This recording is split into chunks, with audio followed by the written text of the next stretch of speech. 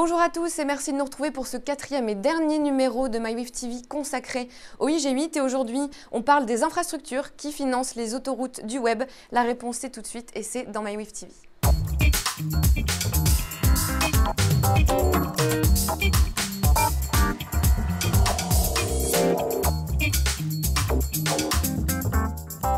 On se retrouve donc avec nos invités, Didier Rousseau et Frédéric Montagnon. Bonjour messieurs. Bonjour. Donc Didier, je le rappelle, vous êtes le président de Weave, un cabinet de conseil en stratégie opérationnelle, et vous Frédéric, vous êtes le directeur marketing de WeQ Group. Pour commencer donc sur cette question des autoroutes du web, donc c'était une question un petit peu clé aussi de l'IG8, on a beaucoup parlé. Pour commencer ce débat sur le financement des infrastructures, est-ce que c'est un vrai débat ? Le débat, ce n'est pas que le financement des infrastructures, c'est la répartition de la valeur entre les gens qui font des infrastructures et les gens qui gèrent du contenu. C'est pour l'instant... les gens qui gèrent globalement, qui payent l'infrastructure, en partie, c'est les États ou les entreprises historiquement qui étaient dépendantes, qui étaient plutôt des entreprises d'État.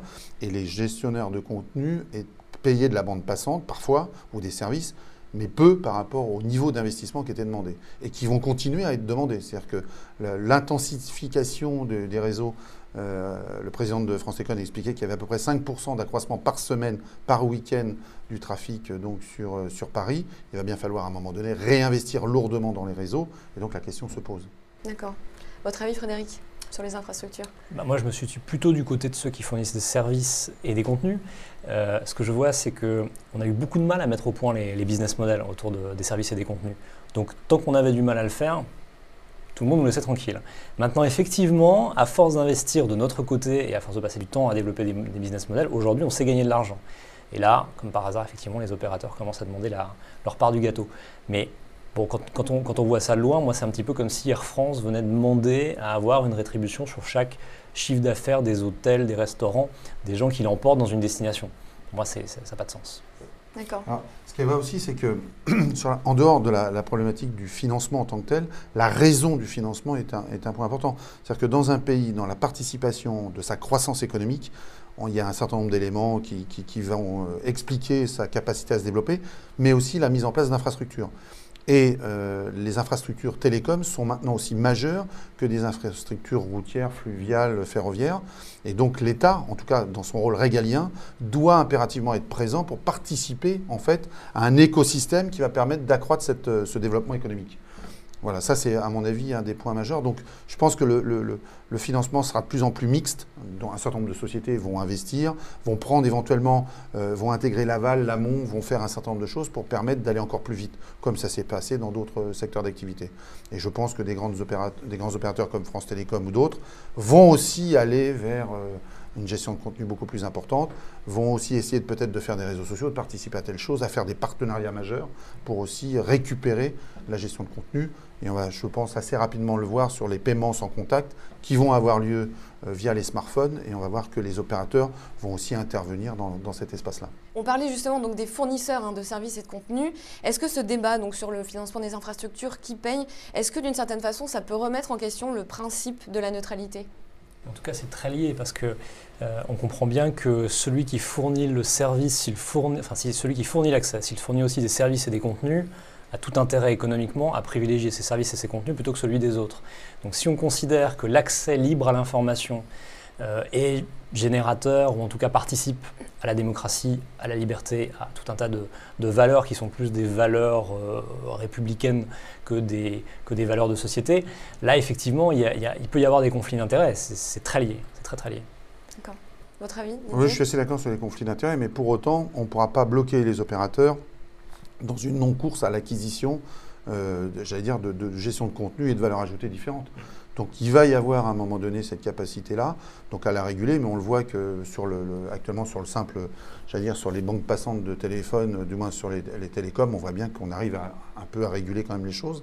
Mais ce qui est important, je pense, c'est vraiment de comprendre que cet investissement-là est majeur dans le développement. On sait qu'on doit changer de réseau, on doit avoir des nouvelles normes de réseau, et il faut impérativement y aller. Et donc, le grand emprunt peut être aussi un élément de cofinancement, comme sur la problème de l'authentification, la sécurisation. On a vu à l'annonce d'aujourd'hui que globalement, le grand emprunt va participer ou va payer une certaine partie. C'est la constitution d'un ensemble, d'un écosystème pour nous permettre de nous développer plus vite. D'accord.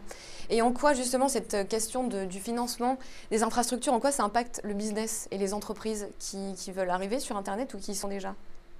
C'est une question de coût. C'est-à-dire que si tout à coup, du jour au lendemain, on vous demande de payer une partie de l'investissement qui est réalisé, là vous avez un problème de modèle. Surtout si vous devez payer l'investissement mais que vous ne profitez pas finalement de la valeur ou du chiffre d'affaires qui est généré autour de l'accès.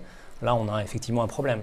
Sachant que quand on fournit du contenu ou du service, on paye déjà de la bande passante, on paye déjà des serveurs. Enfin, il y a toute une infrastructure côté fournisseur qu'on est obligé de payer. Il faut voir que c'est payé deux fois. Hein. Vous avez d'un côté l'utilisateur final qui paye son accès. De l'autre côté, vous avez les entreprises qui fournissent ces services et ces contenus, qui payent de l'accès, et jamais de manière illimitée. Là, c'est vraiment facturé en fonction de ce que vous délivrez. D'accord. Plus le coût d'accès est faible, plus vous avez le plus grand accès au plus grand nombre de créateurs d'entreprises. C'est-à-dire que si vous montez la barrière du coût, automatiquement vous allez réduire un certain nombre d'intervenants potentiels. Donc ça participe aussi à la réduction du foisonnement de la création d'entreprises. D'accord. En tout cas dans ce segment. Pour terminer, et en guise de conclusion un petit peu pour cette série d'émissions consacrées au IG8, je voudrais vous demander, est-ce qu'il était vraiment utile cet IG8 ou est-ce que c'était une fois de plus l'occasion de faire une belle photo? En tous les cas, moi je ne sais pas, j'étais pas sur la photo pour répondre à votre question. Non, je pense qu'il y avait un premier point qui était important, c'est ce que je vous ai dit à une des émissions, c'est que pour la première fois, on a intégré la dynamique du digital par rapport à un certain nombre de décisions économiques mondiales. Voilà, ça c'était le premier point.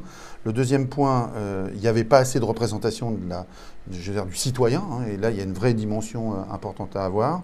Mais je pense que c'était intéressant aussi de voir que la France était capable d'impulser en fait ce premier jalon d'étape. Voilà. En ça, je pense que c'était une très bonne chose. Et votre avis, Frédéric, sur ce... C'est très positif parce qu'à partir du moment où on introduit ce débat-là dans un débat politique, parce que c'est le cas, ça veut dire que ce sera un sujet qui reviendra régulièrement et qui est aujourd'hui noté comme ayant un impact significatif sur l'économie. Donc c'est une bonne chose. D'accord. Je vous remercie, messieurs, de nous avoir éclairés sur tous ces thèmes consacrés au IG8. Donc, je vous dis au revoir. Quant à moi, je vous retrouve très bientôt pour un nouveau de MyWIF TV, donc qui sera toujours consacré au digital et aux entreprises. Je vous souhaite une excellente journée.